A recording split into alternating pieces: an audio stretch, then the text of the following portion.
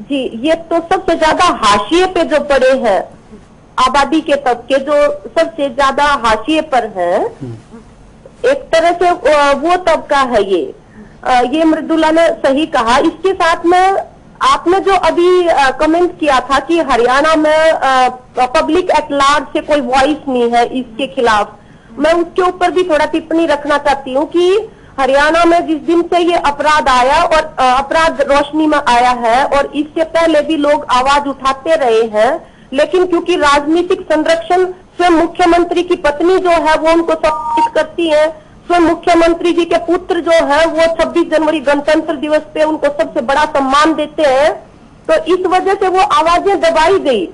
इसके बाद भी आप देखेंगे तो तब जो विरोध पक्ष की जो राजनीतिक पार्टियां हैं सभी ने जांच की मांग करी है, तमाम सामाजिक संगठनों ने आवाज उठाई है, और हमारा संगठन एडवा जो है हमने पहले सरकार को 5 दिन का समय दिया, उसके बाद हमने डीसी एसपी का यहाँ पे घेराव किया कि आप ये लिख के दें कि आपने जो सम्मान इनको दिए वो बिल्कुल खिलवाड़ है एक तरह का, और पूरी जांच करवाएं, न्यायिक जांच करवाएं।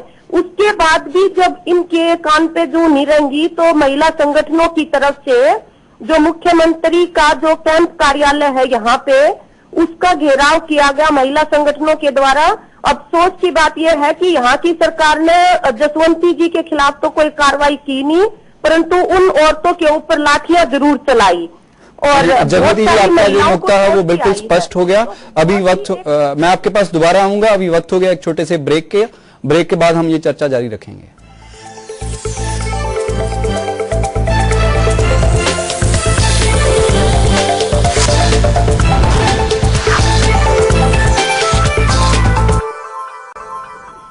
ब्रेक के बाद आपका स्वागत है। हम बात कर रहे हैं हरियाणा के वालकुंज और अपना घर संरक्षण घरों में यहां बच्चों के यौन शोषण के मामले सामने आए हैं। जगमती जी, मैं आपसे ये पूछना चाह रहा हूं कि ये जो ऐसे मामले हैं, अपना घर, बालकुंज और इससे पहले गुड़गांव, चंडीगढ़ में नारी निकेतन, ये लगातार होते जा रहे हैं। एक तो इनकी मॉनिटरिंग के बारे में आप कहना क्या चाहेंगी, और दूसरा ये है कि ऐसा दोबारा ना हो उसके लिए क्या आप सजेस्ट करना चाहेंगे? हाँ जी, एक तो जो मॉनिटरिंग का जो सवाल है ये बहुत इम्पोर्टेंट सवाल है, क्योंकि हमें ये लग रहा है कि हम बीच बीच में जब भी वहाँ पे कोई लड़कियों को भेजते थे या कोई कपल्स वहाँ पे रहने को जाते थे तो वो आकर हमेशा शिकायत करते थे, और हमें ये लगता था कि प्रशासन के द्वारा जिस तरह की मॉनिटरिंग की जानी चाहिए वो सालों सालों तक बिल्कुल उन्होंने उसकी तरफ देखा ही नहीं है।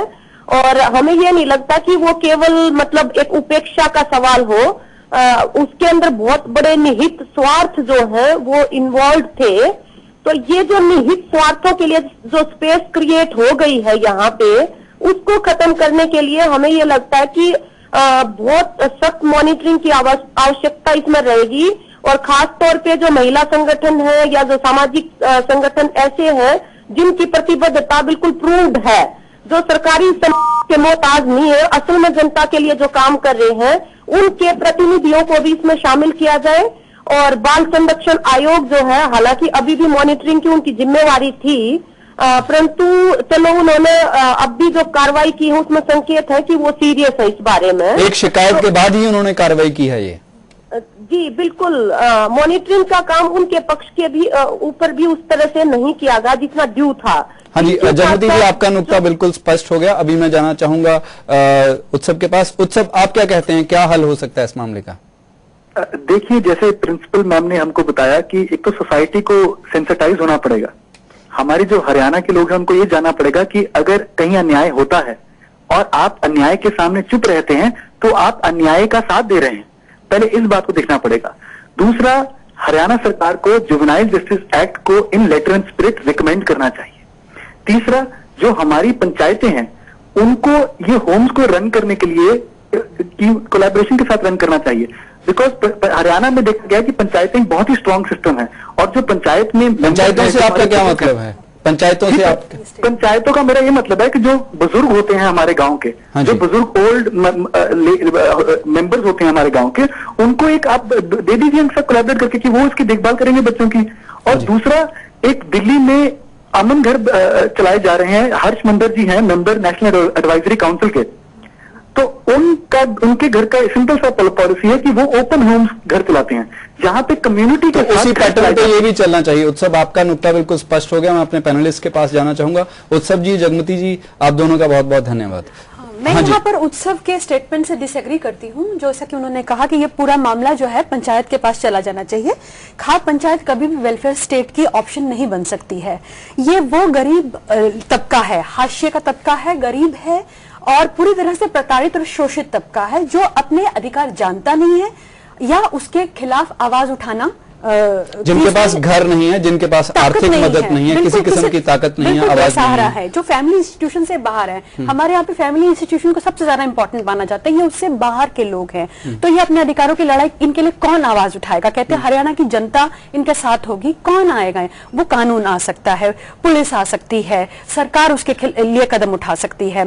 तो ऐसी स्थिति में अगर, लेकिन यही तो संस्थाएं हैं जो शक के घेरे में हैं, तो इसीलिए ऐसी कौन सी निष्पक्ष संस्था बनाई जाए या ऐसा कौन सा तंत्र विकसित किया जाए जिससे कि इनके खिलाफ कार्रवाई की जा सके और इन जो शोषित तबका उसके अधिकारों की रक्षा की जा सके। हाँ जी, और मैं यहाँ पर पंचायत के हक को, वो आपका नुक्ता बिल्कुल स्पष्ट हो गया। मृदुला, अ प न को आ की मात्रा गर, इससे अपना घर नहीं हो जाता। फिर इन लोगों का अपना घर कहाँ हो सकता है? इन लोगों का अपना घर जो है वो सोसाइटी के दिलों में हो सकता है। मुझे लगता है सोसाइटी को एकजुट होकर इस चीज के लिए आवाज जरूर उठानी चाहिए। और सोसाइटी जो है वो इंडिविजुअल्स की बनी हुई है। इंडिविजुअल लेवल पे जब आप एक तरह की सेंसिटिविटी दिखाते हैं तो मुझे इस बात में कहीं कोई शक नहीं कि उसका असर जो है वो सोसाइटी पर भी जरूर पड़ेगा। छोटी छोटी कोशिशें जो हैं वो अपना असर जरूर दिखाती हैं। उदाहरण के लिए कहना चाहूंगी कि हमारे कॉलेज में बिल्कुल ब्रीफ में जी तो फिर मैं उस चीज को छोड़ते हुए सिर्फ इतना कहना चाहूंगी कि सेंसिटिविटी जो है वो इंडिविजुअल लेवल पे शुरू होनी चाहिए। लेकिन जहां तक पंचायत का सवाल है उसमें मैं इतना जोड़ना चाहूंगी कि पंचायत का मतलब सिर्फ यही नहीं कि एक फॉर्मल इंस्टीट्यूशन है। जो भी सोसाइटी के सीनियर सिटीजन्स हैं, कुछ रिटायर्ड लोग जो बहुत ही रिस्पॉन्सिबल हैं और अवेयर हैं, उन लोगों को जरूर मॉनिटरिंग के लिए ऐसे घरों की रवि, आखिरी कमेंट सिर्फ 30 सेकंड। देखिए, मैं इसमें बड़ा स्पष्ट तौर पर यह कहना चाहूंगा कि इसमें किसी भी जो मॉनिटरिंग की बात हो रही है, मॉनिटरिंग तो हर लेवल पे अभी भी सही है। आप एक एनजीओ चलाते हैं, उसके ऊपर मॉनिटरिंग है, वो कागजों में है, लेकिन असल में भी हो। असल में इसलिए नहीं हो रही है क्योंकि इस मामले में भी ये पॉलिटिकल पैटर्नेज थी। मैंने पहले भी कहा था कि जब तक लोग नेताओं के फोटो अपने ड्राइंग रूम में और नहीं लगाना दिखाएंगे और प्रशासन को उसके तरीके से नहीं दबाएंगे, वो फोटो दिखाकर मंत्री की या मुख्यमंत्री की या किसी भी ऐसे नामी व्यक्ति के साथ फोटो खिंचाकर वो अपना रोब दाब चलाता रहेगा, तब तक मॉनिटरिंग उसकी पॉसिबल नहीं है। मुझे लगता है दिस इज द पॉइंट जहां पर हम ये डिबेट खत्म कर सकते हैं। आप सभी इस चर्चा में शामिल हुए, आपका बहुत बहुत धन्यवाद।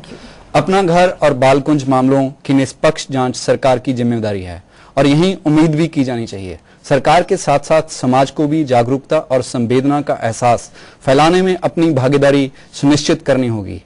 मामले में दोषियों की सजा सुनिश्चित करना पहला कदम हो सकता है, लेकिन इंसाफ तभी होगा जब इन बेघरों को दोबारा बेघरी का एहसास ना दिलाया जाए। इसी उम्मीद के साथ हम आज का प्राइम डिबेट खत्म करते हैं। नमस्कार, सत श्री अकाल, खुदाफिज।